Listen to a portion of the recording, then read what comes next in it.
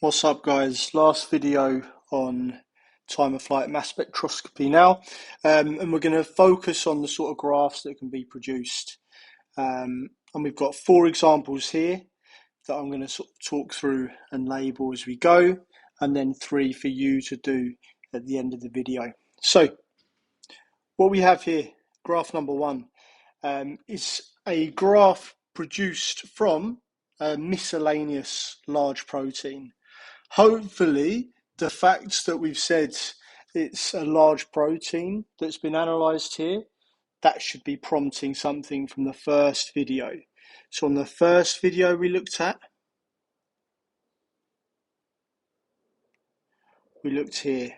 the fact that large compounds, we use electrospray, ionization. So,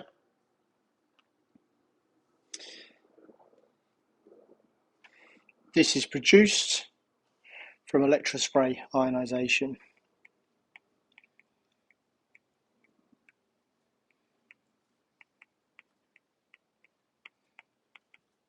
Now, remember, what happens with that is we have our large voltage, we have our sample inside a solvent, and a proton is added to it.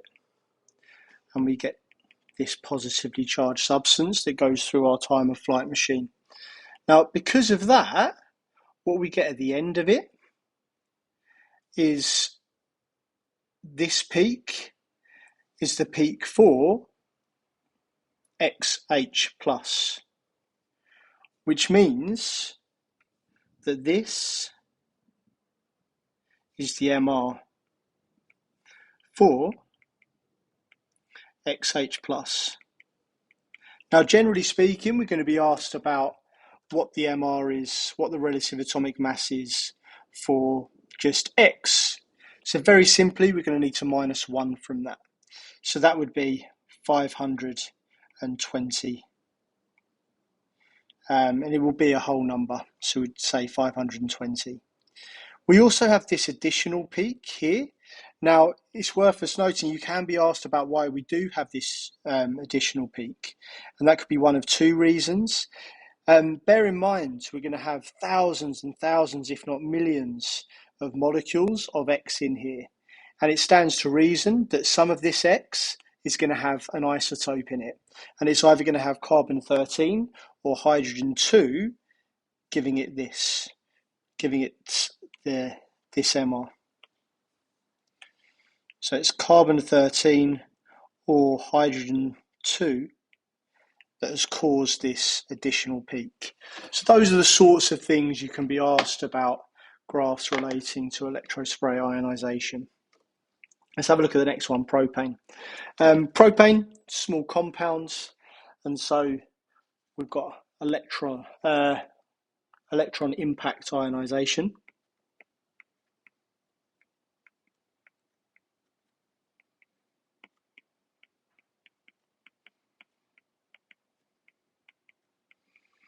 Remember, where we're firing electrons at our substance, worth us quickly drawing out what that substance looks like. Pro means 3 in this case. It's an alkane, so it's saturated. So it looks like this. So remember, we're firing electrons at this and knocking an electron off to create a plus charge within this molecule. Now here, again, we're looking for this tall peak at the ends. And what that's going to tell us is the MR of the whole thing. So there, we've got an MR of 44. We've not got to subtract 1 at this point because we're using electron spray ionization. So there's no hydrogen added. There's no H plus ion added to this. It's an electron that's been knocked off. And again, any guesses why we've got this additional peak? Yeah, again, that's related to either a carbon-13 or a hydrogen-2 attached to a propane that's gone through this time of flight mass spectroscopy. We also get these sorts of peaks. This is one of the reasons why we don't use this technique for our really large compounds, But what has happened here is we've got fragments of ions here. So when we're firing these electrons, it could be that we're breaking off this.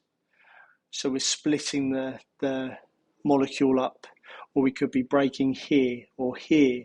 So these are little fragments of our propane that are giving us readings. We don't really have to answer questions based on that. It's mainly these sorts of things that we're going to be asked on. Let's move on to just our elements. So magnesium, again, elements, we're talking about electron spray ionization.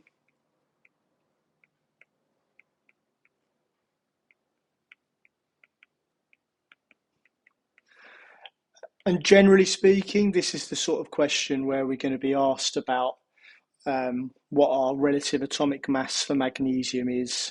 Hopefully you know what you're going to do here.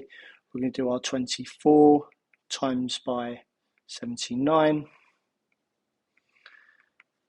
plus 25 times 10 plus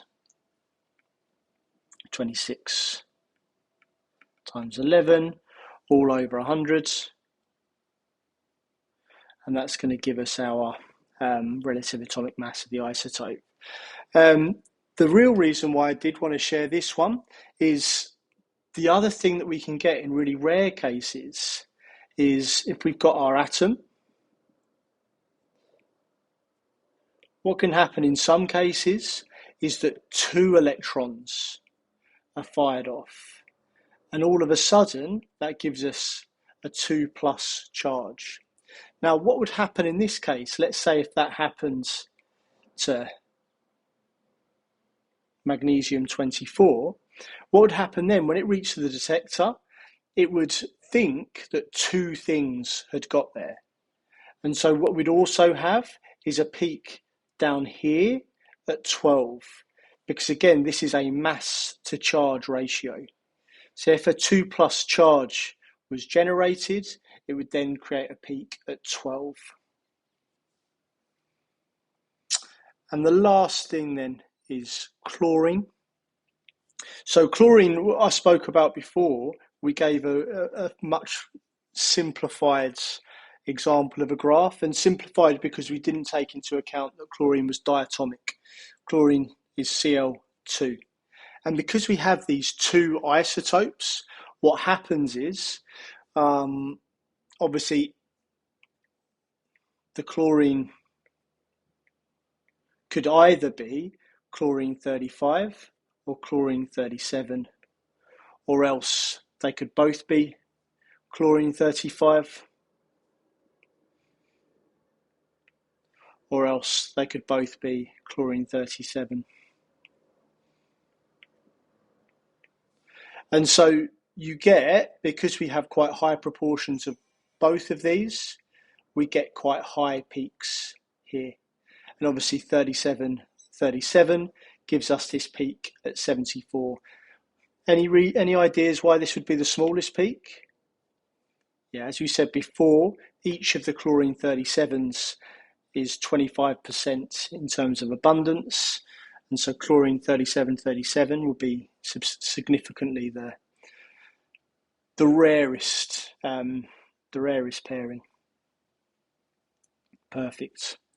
So, questions for you to answer here. I want this labelled so much as possible. So again, screenshot and label, and we'll go over at the end of next video. For now, let's go over this. So, again, sample, time of flight, mass spectroscopy. We've got RE185. We've been given our kinetic energy this time. We've been given our distance. And we're asked to calculate the time in seconds. We should have all the information we need here. So again, looking at what we've got before, this is the equation that we're looking to use. So T equals the square root of md squared over 2ke, and we can work through what all of these things are. So m would be equal to our 185. Again, we need this in kilograms, so we need to divide by 1,000, and this is per atom, per ion. So here I do 185 divided by 1,000 times by Avogadro's constant here.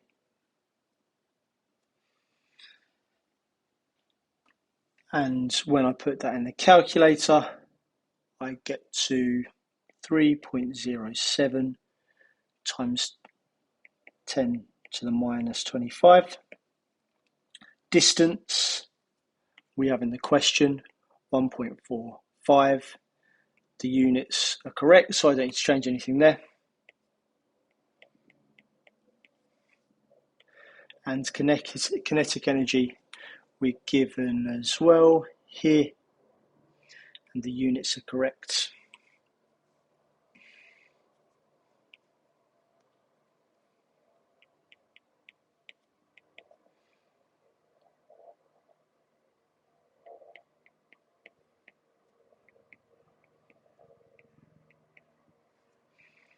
Now I'll substitute all of my values in, put that into my calculator, and I get T equals 1.67 times 10 to the minus 6 seconds. See you next time. Happy revising.